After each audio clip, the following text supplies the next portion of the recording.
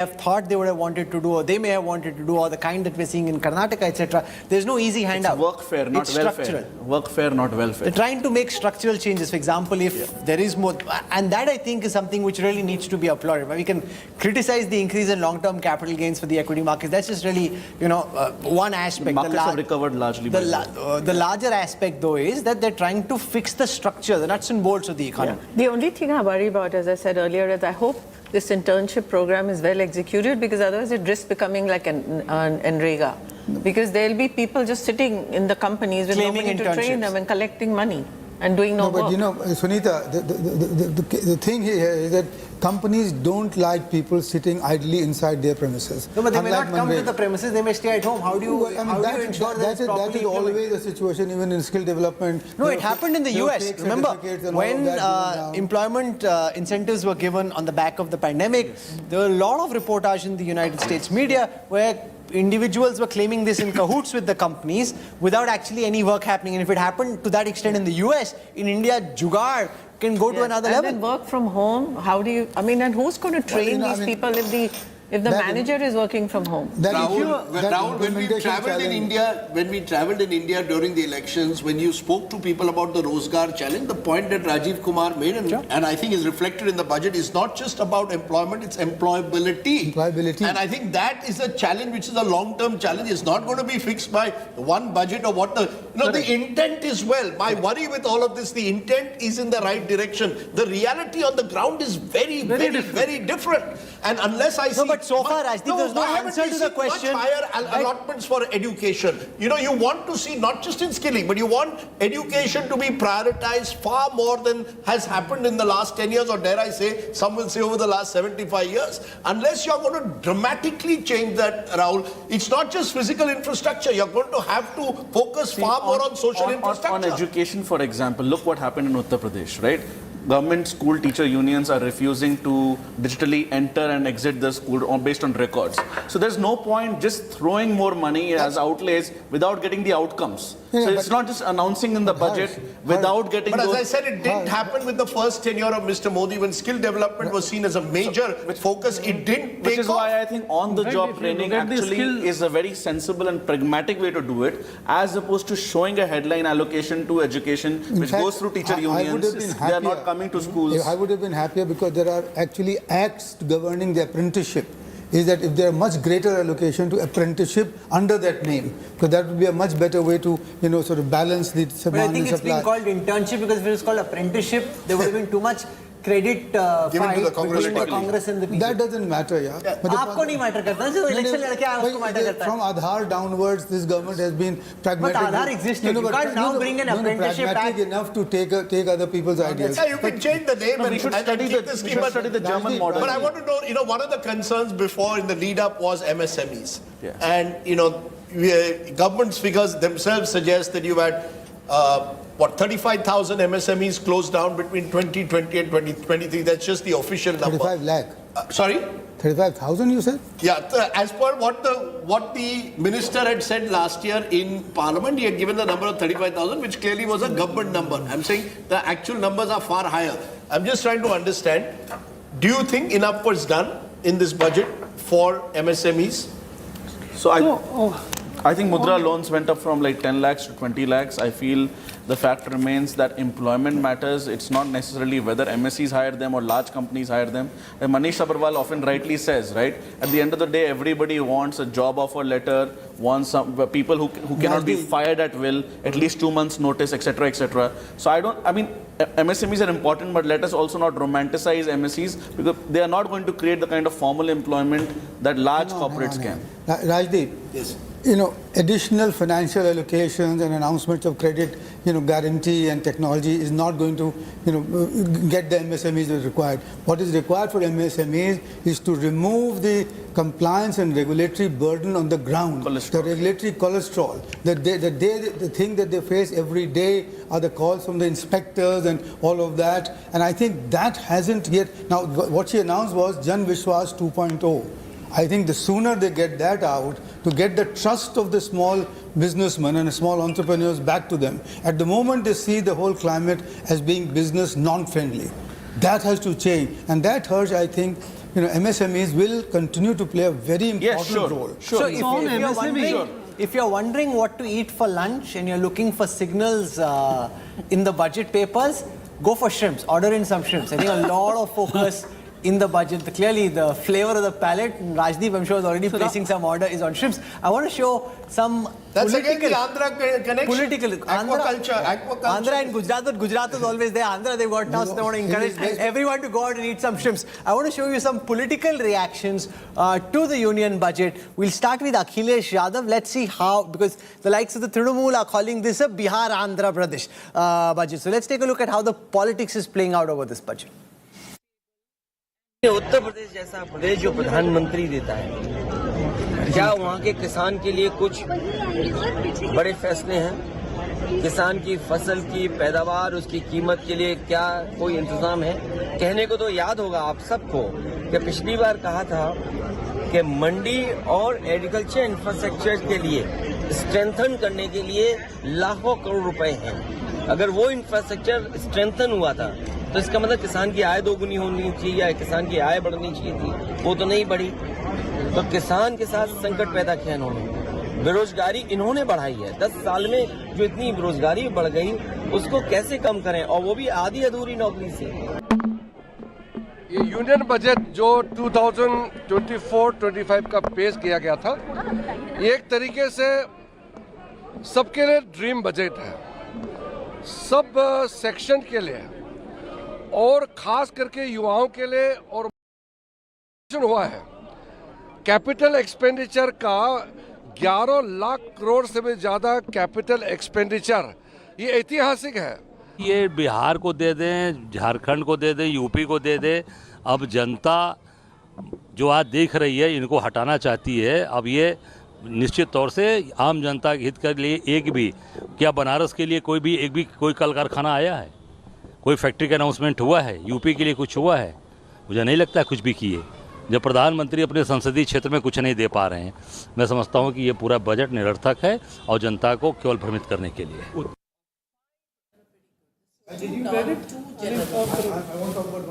Sure. Yes, Rajiv Kumar, you wanted to intervene. Yeah, I wanted to intervene to say that for me, one of the big ideas for the next 5-10 years is the recognition that it is the urban centers which will drive growth. And so therefore, the whole focus on reducing the stamp duties here, to get the sort of the new Awas Yojana here, the transit development, transit oriented development, the street market development for the vendors, etc. The whole, the big thing about 14 cities above 30 lakhs getting sub-frame, I think that's a very good thought, because that is what is going to happen in the next 10-15 years. And because there are 400 million people waiting to be urbanized. And all of these measures are going to help that, influence that. And then the PM Awas Yojana for 1 crore new houses for the urban poor. For industrial dormitory type housing for the workers. We've tried in China all the time, but now for the first time going to be here. I think these are very good thoughts, very good ideas. And that will help, spur growth, because the urban centers, because urban cities are going to be the drivers of growth going forward. Okay, for a moment, since you saw the political reactions, the reactions are not surprising. The states which feel left out are usually the opposition-ruled states in this instance. But that happens with most governments, particularly when you are now in a coalition arrangement and you are dependent on two allies. How do you see that in terms of this kind of federal concept that essentially is at the heart of India? Do these states which feel left out really have a case when they see all these allotments to Andhra Pradesh and Bihar?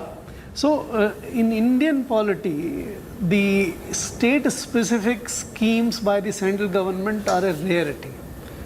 But the compulsion of coalition government is what is driving. You coined this word, Purvodaya Vikas Yojana or something, but essentially it is meant for Bihar and Andhra Pradesh. So it is understandable, but certainly Odisha, which is there right in this zone, will feel quite a lot sorry about it. Let's see what is there for Odisha and how does it react. Bengal, you can politically explain, perhaps for the reasons which are known, you may not get it. But your your remark about the wider, I think there is going to be resentment from the remaining states that why should we be discriminated against. And this is a very fundamental change from the way we have been doing for last 75 years. So that's the nature of coalition politics. It's not as if it started now. You know, this is Narendra Modi 3.0 is a coalition government. But earlier coalition governments also did not do it. Go back to Narasimha Rao, go back to Atal Bihari Vajpayee government. They were not as partisan in the No, but look at the optionality.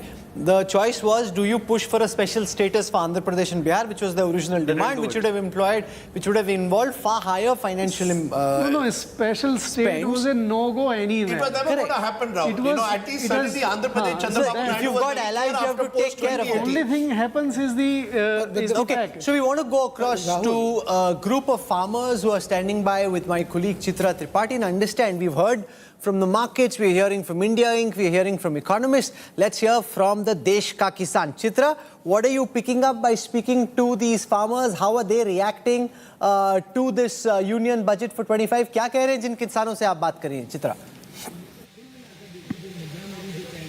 देखिए राहुल, इस वक्त मेरी मौजूदगी है नोएडा के खरौली गांव में और यहाँ पर बहुत सारे किसान हमारे साथ मौजूद हैं। 1.5 लाख करोड़ का भारी भरकम बजट यहाँ पर सरकार की ओर से दिया गया है ताकि खेती किसानी को बढ़ावा दिया सके, ग्रामीण अर्थव्यवस्था को मजबूती दी जा सके, चाहे दलहन हो तिलहन हो, उसके लिए अलग से व्यवस्था की गई है। प्राकृतिक खेती को बढ़ावा देने के लिए यहाँ पर सरकार की ओर से बड़े बड़े ऐलान किए गए हैं। राकेश टिकैत जी इस वक्त हमारे साथ जुड़ चुके हैं इंडिया टुडे पर, सीधे इनसे बातचीत करते हैं। राकेश जी, बहुत स्वागत है आपका। धन्यवाद। अब ये जो बजट आ गया है निर्मला सीतारमण का, मोदी 3.0 का, क्या बातें आपको अच्छी लगी, क्या बातें मीठी, क्या खट्टी लगी, क्या लेकर जाना चाहेंगे और क्या उम्मीदें ऐसी रह गई जो लग रहा था कि पूरी हो सकती थी और नहीं हुई? राकेश जी, देखो, खरीद की गारंटी जब तक नहीं देंगे, अगर इनको बजट बढ़ाना तो पूरी खरीद कर लो, खरीद ये करेंगे नहीं तो एमएसपी गारंटी कानून की बात कर सकते थे, वो इनसे हुई नहीं। और बिहार जैसे स्टेट जहां पे बहुत पैकेज दिया गया है, एक ये भी दे देते कि भाई जो पैसा हमने दिया है बिहार को, उससे जो वहां की मंडी सिस्टम होंगे, बाजार समिति, वो बहाल करेंगे। ये सेंट्रल गवर्नमेंट को करना चाहिए। अब बिहार के किसान नेता तो आकर बोलते नहीं हैं, आप यूपी के किसान नेता बिहार के मुद्दे को लेकर भी आगे चलेंगे। सबसे ज्यादा लेबर तैयार हो रही है, तो क्यों हो रही है? क्योंकि एग्रीकल्चर सेक्टर पूरा बिहार का खत्म कर दिया, मंडी सेक्टर है ही नहीं वहाँ पे बिहार इतना। बिहार पे क्यों फोकस कर रहे हैं आप? अब आज का बजट कैसा लगा? पहले ये बताएं ना, इंडिया टुडे के दर्शक जानना चाहते हैं कि राकेश टिकैत जी को आज का बजट कैसा लगा? देखो, दिल्ली के कागजू में तो बजट सरकार की नजरों में तो ठीक है, लेकिन किसान के वहां पे इसका कोई बेनिफिट नहीं होगा। सोलर पे चीज हम छोड़ दे कि वो उस पे कितनी सब्सिडी देंगे, उसको छोड़कर दूसरा और किया गया है, उसका किया गया है, वो कितनी देंगे उस पे वो देख लेते हैं। लेकिन दूसरा और ढुलमुल पूरा बजट रहेगा, ढुलमुल था बजट, ढुलमुल रहेगा। कौन सी सबसे बड़ी उम्मीद थी जो सरकार की ओर से पूरा? देखो, सरकार की उम्मीद ये है, सरकार से उम्मीद ये करते हैं कि भाव मिल जाए हमको। ये भाव पे बात नहीं करते, भाव मत मांगो इनसे। बजट में दिया कि हम दालों को बढ़ावा देंगे, कौन सा फार्मूला है भाई? सरकार दालों का प्रोडक्शन बढ़वा देगी? दालों का प्रोडक्शन, तेल का प्रोडक्शन तो किसान बढ़ाएगा, अगर उसको पैसे मिलेंगे, उसकी खरीद होगी तो बढ़ा देगा। तो किसान को वो सहूलियत भी देना तो सरकार की जिम्मेदारी है ना, ताकि उसकी फसलों में और ज्यादा जिंदगी आए, उसकी फसलें लहराती रहें, जैसा कि इस वक्त पीछे मक्का की फसल लहरा रही है। 10 दिन तक मध्य प्रदेश में किसान चना लेके, दालें लेके खड़ा रहता है, उसकी खरीद नहीं होती। ललितपुर जिला उत्तर प्रदेश में है, वहाँ उड़द पैदा होता है जी, खरीद नहीं होती, रात को मंडियां चलती है ललितपुर में। नेफेड खरीद करता है, 4 दिन में उनसे भाग जाता है, अभी तो करता ही नहीं। जिस मक्का की हम बात करते हैं, अकेले बिहार में इसी मक्का की फसल एमएसपी से नीचे बिकने में करीब 8,000 करोड़ का नुकसान है अकेले बिहार को। आप उनको फसलों के दाम दे दो। जो बड़ी बातें सरकार की ओर से वित्त मंत्री निर्मला सीतारमण की ओर से की गई हैं, जल्दी से मैं अपने दर्शकों को बताते हुए फिर अगला सवाल आपसे पूछूंगी। देखिए, प्राकृतिक खेती पर सबसे ज्यादा जोर दिया गया है। अगले 2 सालों में 2 करोड़ किसानों को बाकायदा इसका समर्थन दिया जाएगा। तिलहन क्षेत्र में आत्मनिर्भरता की बात कही गई है, बड़े पैमाने पर क्लस्टर ताकि सब्जी उत्पादन को बढ़ावा मिल सके। कृषि अवसंरचना में डीपीआई की बात इसमें कही गई है और 400 जिलों में डिजिटल फसल सर्वेक्षण की बात कही गई है। झींगा ब्रूट स्टॉक्स की बात कही गई है, सहकारी क्षेत्र के राष्ट्रीय सहयोग की भी बात कही गई है। 6 करोड़ किसानों की जानकारी लैंड रजिस्ट्री पर करवाई जाएगी। 5 राज्यों में नए किसान क्रेडिट कार्ड जारी किए जाएंगे और इसी के साथ ही साथ सरकार का जो फोकस है वो सरसों, मूंगफली, सनफ्लावर, सोयाबीन जैसी फसलों पर भी है। फसलों पर तो है, बात घूम फिर कर कीमत कौन देगा? आप एमएसपी पर गारंटी चाहते हैं? एमएसपी गारंटी में यह होगा कि सरकार को जितनी खरीद करनी वो कर ले। जो व्यापारी सस्ते में खरीद करता है वो उसके कम पे खरीद ना करे, ये गारंटी कानून बन जाए एक। आप बढ़ाने की बात करते हो, किसान तो बढ़ा रहा है, माइक आप ऊपर से पकड़िए। किसान तो बढ़ा रहा है ना, लेकिन उसको कीमतें नहीं मिलती, वो कर्जे में चला गया। आप एक तरफ प्राकृतिक खेती की बात करते हो, दूसरी तरफ नैनो यूरिया को बढ़ाने की बात करते हो। वो फर्टिलाइजर है जिसका इस्तेमाल किसान करता है और वो जबरदस्ती सरकार उसको देती है और उसका कोई लाभ उसका नहीं है। अब उधर वाले कहते हैं कि राकेश टिकैत तो हर अच्छे काम में भी नुक्स निकालते हैं। नहीं, और हमने देखा है सरकार की ओर से जितने भी बजट आए उसमें एक ही रटाया उनका जवाब ले रहा। उधर दूसरे पक्ष वालों की ओर से लगातार ये कोई भी अच्छी बात आपको नहीं लगी है आज कृषि क्षेत्र के लिए जो व्यवस्था की गई है सरकार की ओर से? अगर सोलार्स को छोड़ दे वो कितनी सब्सिडी उस पर देंगे और वो क्या इसी बजट से जाएगा क्या? तो वो थोड़ा सा अलग बजट की व्यवस्था की गई ये है। 1,52,000 करोड़ से अलग सोलर की व्यवस्था की गई तो उसका थोड़ा ठीक लगता है कि सरकार उस पर काम कर रही है, ठीक है, लेकिन दूसरे उस पर नहीं काम कर रही। और ये जितना पैसा है नाम किसान के लिखा जाएगा, आप इसको देख लेना किस किस सेक्टर में जाएगा। लेकिन राकेश टिकैत जी, चूंकि पश्चिमी उत्तर प्रदेश में हम बैठे हुए हैं, अगर सिर्फ यूपी की ही बात करें, 25 करोड़ की आबादी वाला राज्य, यहाँ पर पूर्वांचल के किसानों की अलग समस्या रहती है, पश्चिमी यूपी की अलग समस्या। In terms of those were reactions from some of the farmers. Subhash Garg has some new details. He's pulled out from the budget details about how the incentives for employment are going to work. Yes, Mr. Garg. So this is the scheme, the scheme number 1 for the incentive-linked employment, the first-timers. What it says is that the scheme will provide 1 month wages, not 1 year, to all persons newly entering the workforce in all formal sectors. The direct benefit transfer of 1 month's salary will be made in 3 installments to the first-time employers as registered in the EPFO up to 15,000, though the eligibility is up to 1 lakh. So those who have salary up to 1 lakh will receive maximum 15,000 for 1 month. For 1 month, and it will be paid in 3 installments of 1/3, 1/3, 1/3. So it's not a game changer. So it's only for 1 month. It's only for 1 month. So if you give an incentive for 1 month, how does that Harsh Gupta encourage employment generation in the long term? So the employer will have to think that for the remaining months, what do I do? No, but if you give an incentive for only 1 month, how does And it that encourage also your not job limited to creation? This is only the first scheme. There is a second scheme on manufacturing, third scheme on EPFO, fourth. So the point is, together, does it move the needle from the incremental new hire through a contract employer to on the payrolls? No, Punita Sinha, if you give an incentive for 1 month, does that then encourage any real-world employer to enhance the number of people he has on his payroll? No, not at all. In fact, you yourself had shown earlier capacity utilization has been low, job creation by the private sector is low. How much is this really going to change? It's a lot of administrative burden that you're putting on an employer. I don't think it's really going to move the needle. Okay, Rahul Garg joins us. He's a partner at PricewaterhouseCoopers. He's an expert on direct tax. There's been some rationalization of the tax slabs. Do you want to explain how that's likely to play out and how that benefits the middle class? Mr. Garg, welcome. Thank you so much. I just want to make a mention that I am no more a partner with Pricewaterhouse. Yeah, but go ahead. But in terms of the benefit to the middle class and benefit to the people who are following the new tax regime, it is important to know that the benefit comes only to those people who are following the new tax regime. And as Finance Minister said, that new tax regime is being followed by quite a lot of number of people.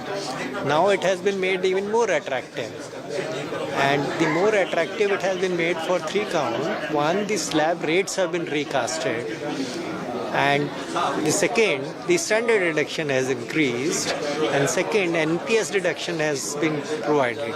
So once the standard deduction increases, NPS is provided, and the slab rate are recasted, as the finance minister mentioned, that a person could benefit up to 17,500 rupees in a year.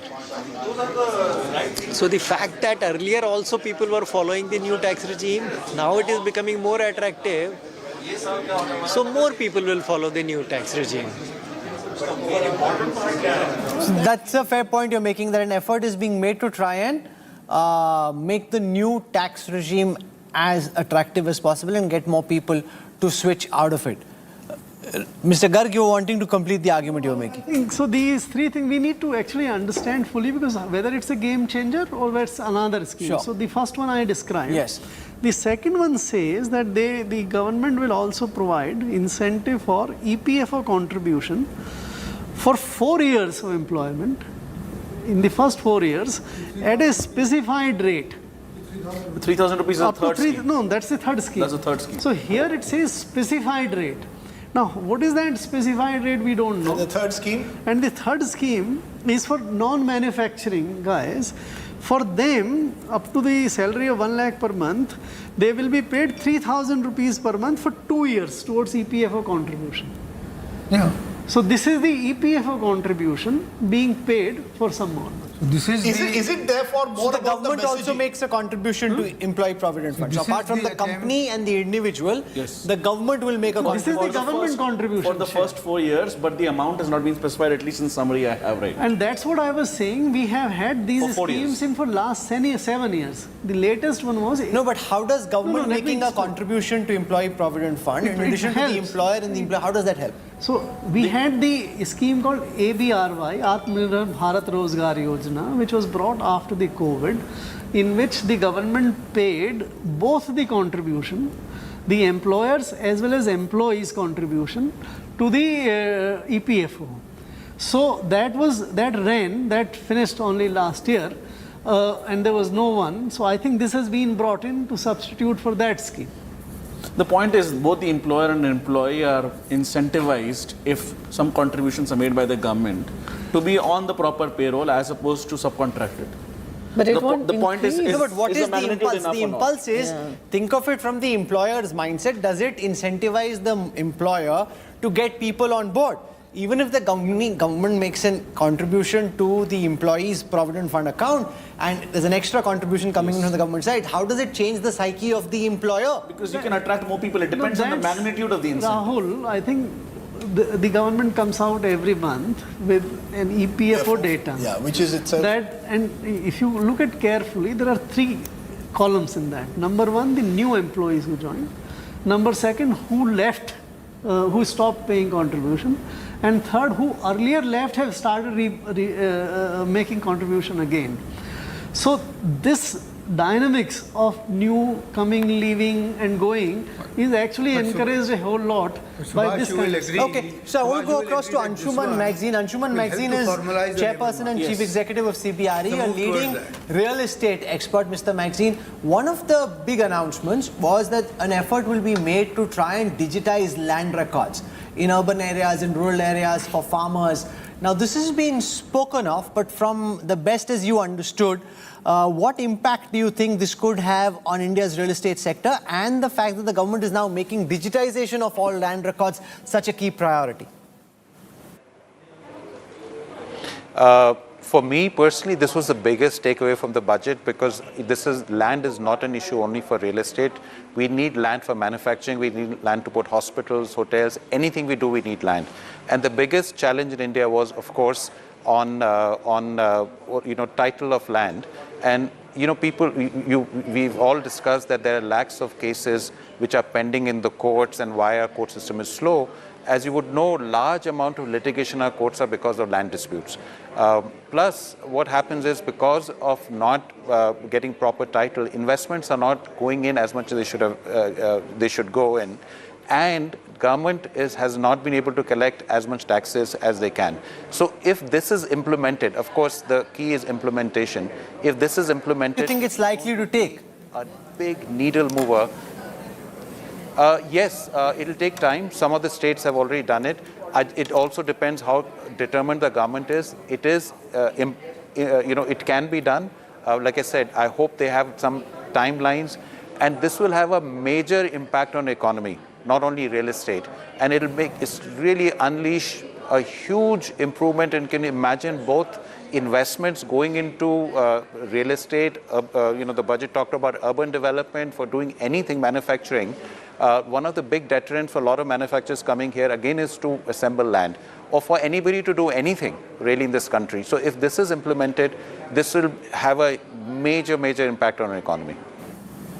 How do you see this play out, Rajiv Kumar? The idea that you want to digitize all land, it's currently very paper-based, discretionary, jugaad, especially in rural areas. It's not as fixed and proper. This is an idea whose time had come 10 years ago. It's wonderful that they're doing. The states which have digitized their land record and the land sort of on the ground, as it were, Telangana, for example, have benefited a great deal. This will remove a huge amount of corruption, and at the ground level, at the tehsil and all at that level, it will facilitate land transfers, developing a market in land for both the rural area and the urban areas, and it will take away, as it were, a lot of harassment that goes on today in land acquisition.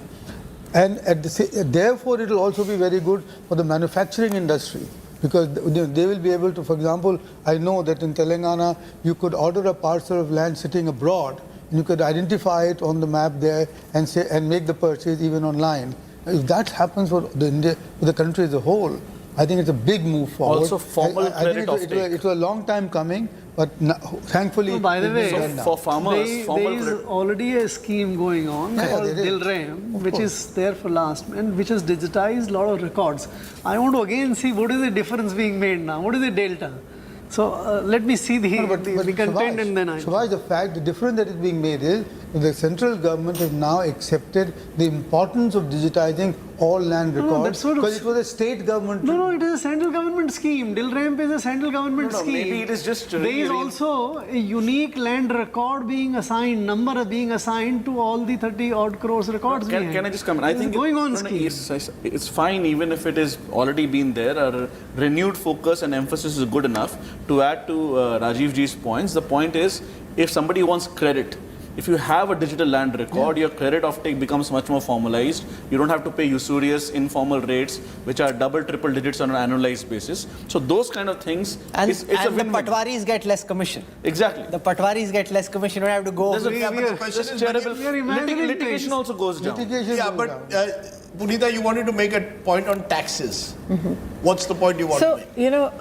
We used to think that India has reached like a tax stability regime, but this budget makes me believe that they've tinkered on taxation on so many different things, whether it's customs duty, long-term gains, income taxes, that there is no more tax stability that we can expect in the next few years. There could be further changes every year, whether it's on capital gains, whether it's on income tax, whether it's on customs duty. Just a few years ago, they raised customs duty on gold. Today, they brought it down. When the big political messaging is no tinkering, continuity. Anshuman Magazine, do you buy that argument that Punita Sinha is making, that it's, now, for example, long-term capital gains increase to 12.5. It could increase further next year. We don't know where it's going to. There's no message that this is a cap. And they've tinkered and tweaked. For example, they raised gold customs duty. Now they brought down gold and silver. So you now are back in the old days where you never know what's happening. And it could increase, it could decrease, depending on what the financial and political imperative of that moment is.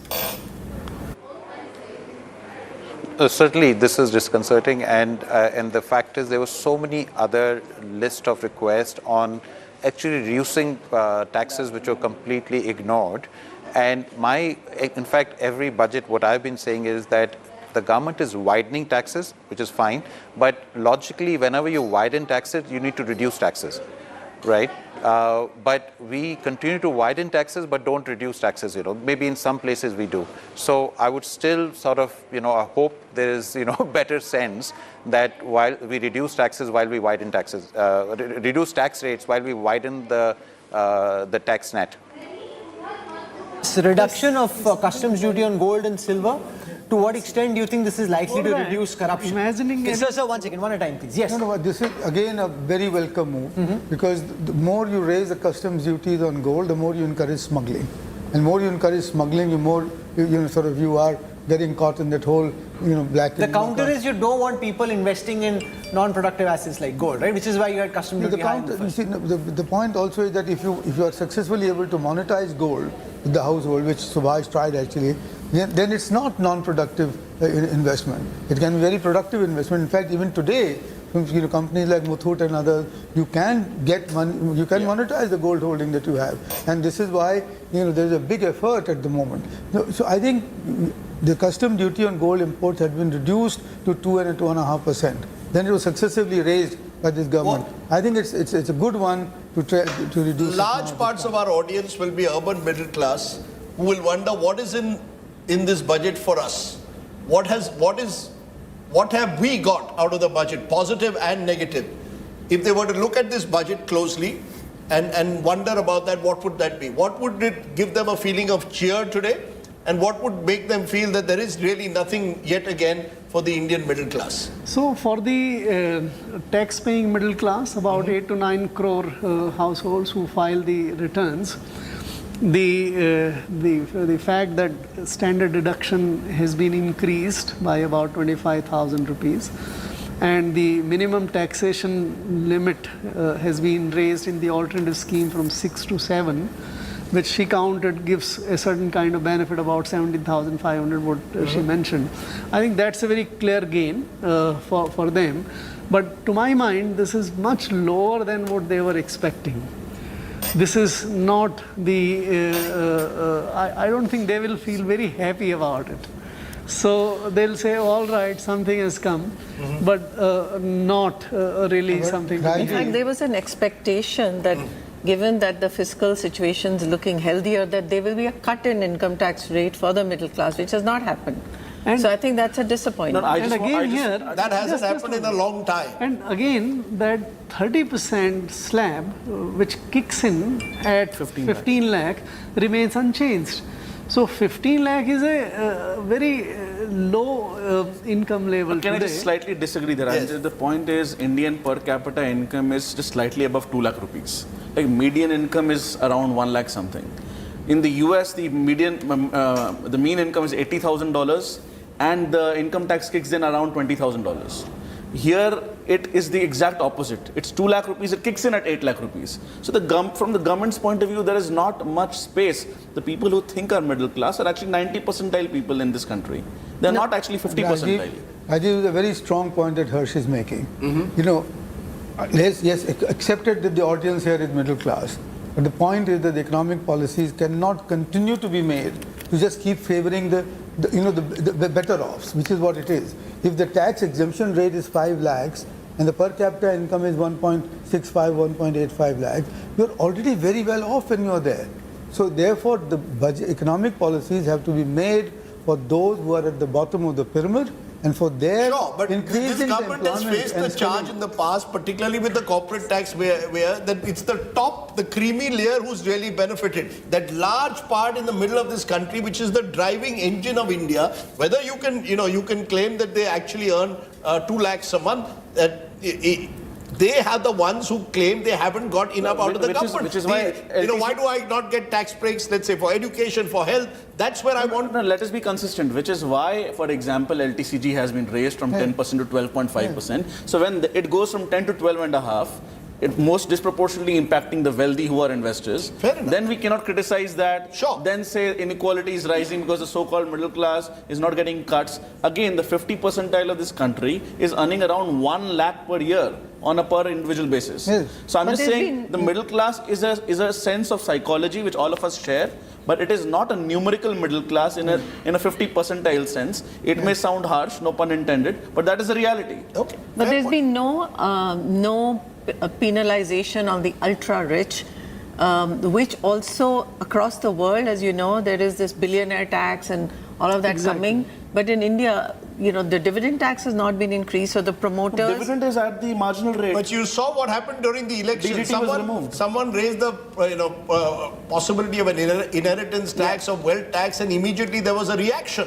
I mean, it's all very well. They will always be, but so taxation in this country just matters to those who are outside the tax. Dividend is taxed at the full income. Get a sense of size. But wealth tax is very much justified, of course, for the reasons which you said. They will not bring people will end up making trusts. I don't think wealth tax, inheritance tax Wealth helps. tax is but let's not be crazy. One second, Rajdeep. that's not the One way. second. This will impact you also. The fact is that if you keep doing these things, like the billionaire tax, for example, that Brazil has brought, Are you saying Rajdeep it is a will. billionaire? No, I'm saying this will only encourage people who are well-to-do to move to places like Dubai and park their money No, my overseas. point is, A, they've already, a large number of them have already moved. And B, when you gave them the kind of tax bonanza that they got a few years ago. First, you're telling them invest. No. What did they do after that? Spend in Why the did- India but story. They Then you did. tax them in this fashion. Why No, will no, they stay? I'm Punita not Sinha will. She'll never come back from Boston. She'll stay in Boston. let's not I'm not coming back. I'm not saying that tax. this is I'm true. only asking you. I'm asking you that one of the criticisms of this government has been that they've benefited the people at the top of the pyramid, the creamy layer, who didn't actually proportionately give back to the economy. Those in the middle. Now we can define the middle in different ways. even Have not had the same This is amount the of government benefits. which raised the and top there has rate. been welfareism for those at the bottom. Now we thought the Kisan Samman Nidhi would increase.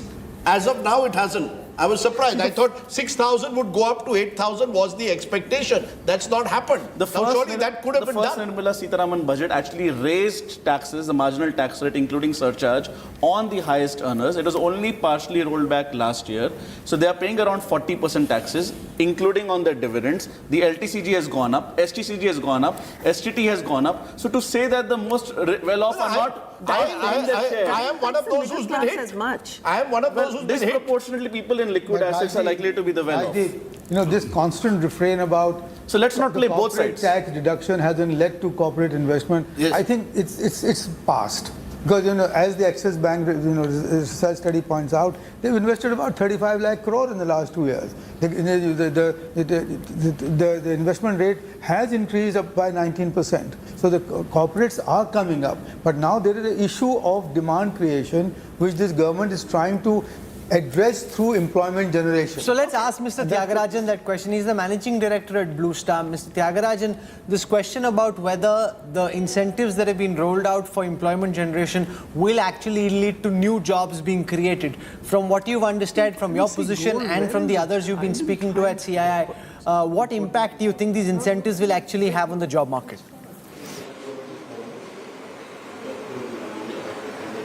Thank you, Rahul. It's a pleasure interacting with you. I think it would. For CII, I head the consumer durables and electronics sector. And the job-linked incentives that we asked for in the pre-budget memorandum, that has happened. I am particularly happy about the internship scheme of 5 years, 100 million youth to be trained. That is win-win-win. The youth gains, the corporates gain, and the country gains. Now, as far as our sector is concerned, there were two things that propelled us. Number one is connected with the 15% tax for new manufacturing units. One would have expected one more scheme would have been announced with a sunset period of another 3 years. That's a disappointment. The other one is connected with the PLI scheme extensions.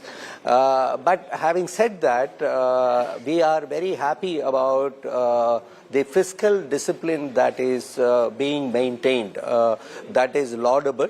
Now, inconsistent with the current government's theme, it's not some big incentives are being rolled out in order to get there. Whether we are getting the fundamentals correct.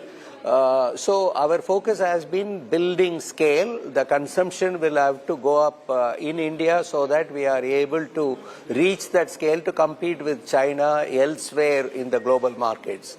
The 1 lakh crore rupees which was set aside for R&D and innovation, that has to come into operation. We have to implement it faster if we have to really get there.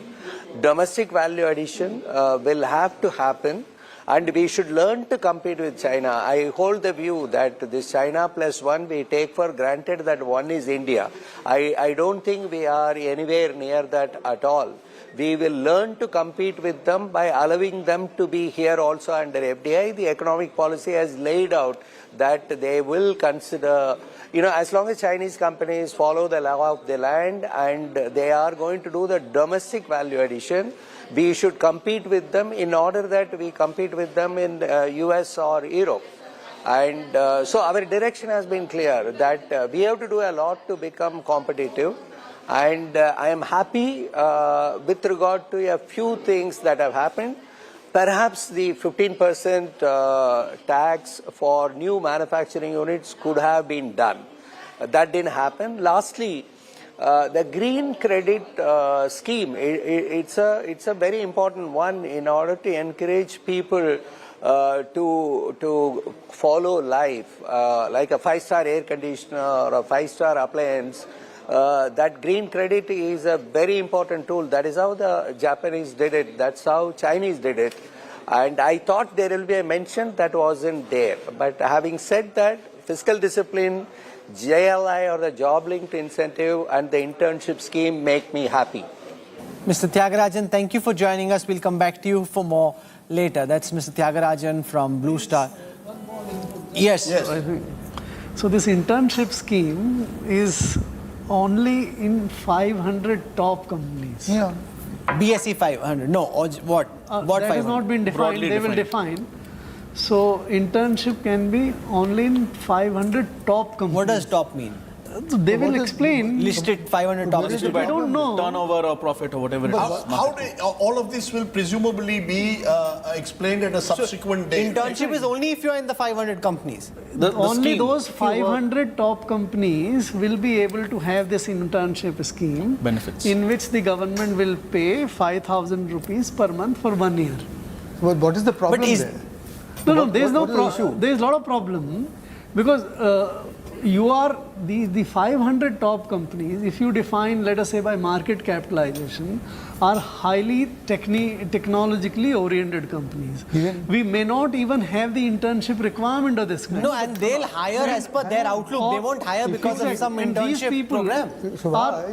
Why limit to 500? It's a good beginning, I would say. That's a beginning. It's a beginning. Because otherwise you don't But know sir, why look at it this way. No, 1 second. I'll try and explain. So I'll try and ask you this question. Now, these are 500 companies, which are the biggest companies. They already have an employment outlook, which is fixed as per their management plans. Just because a new scheme is being brought in, they'll take a few interns. Rahul, but how does that encourage job creation? Rahul, it is an internship. Yes. An internship is about learning job skills on the job. And if you are actually encouraging even technologically oriented companies, as Subhash is saying, even better, because then they will be incentivized. No, so I've understood. So you get the internship, Yes. you get a certain amount of money, the intern gets a certain amount of money. How does it ultimately encourage job creation? Because it generates skills More which are required employability. in the But their employment outlook is still determined by their own But I give you management. an example. There is the Maharashtra Open University scheme run by Vivek Sawant, who used to be the head of the CDMA, the Param Computer. He runs an open university. All his students are interns and apprentices. The placement record is 120%. Which is nowhere else. Rajiv, Yes, but how many such instruments are there? Can I come in just for a moment? Just a minute. Because internship is part of education. You are studying somewhere, then you do internship. Yes. Where are 1 year internship programs in education schemes? No, because internship can also be, part-time. Or So that's immediately not after. internship. But you see, Harsh, we've seen the challenge, the visual challenge as we've seen in different parts of the country. The moment any company opens up, say 100 jobs or even 200 jobs, there are 30,000 applicants for those 200 jobs. Many of them are perhaps overqualified for those jobs. Many of them perhaps are underqualified. There is a huge problem at the moment between demand and supply. So companies you're giving directionally companies an incentive